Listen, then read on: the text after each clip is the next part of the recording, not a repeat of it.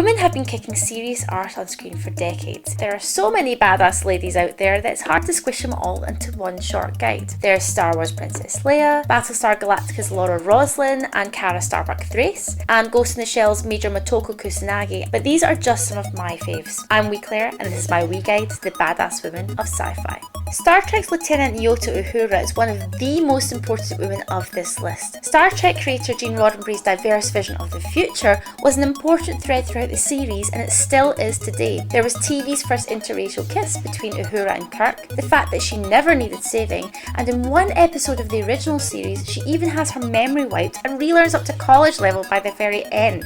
First Lady of Sci-Fi Ellen Ripley, played by Sigourney Weaver, is one of the most badass.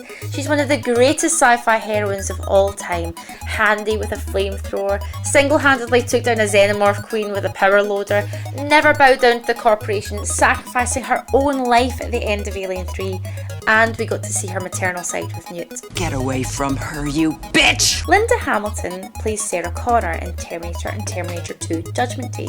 She's the mother of John Connor, the future saviour of humanity in the fight against the machines. In Terminator 2 though, she comes into her own. She's played by visions of the future and will stop at absolutely nothing to protect her son John. The X-Files Dana Scully is a woman of logic and science. She was the calm, reasoned voice to the series. Gillian Anderson was perfect as Scully, approaching each case throughout with a balance of steel, wit and sympathy. Unfortunately, I couldn't get all of my favourites onto one short list, but that's probably a good thing because it shows there have been so many that we've enjoyed throughout the years, and there are so many badass ladies to come for future generations to enjoy. I'm Wee Claire, and that was my wee guide to the badass women of sci-fi.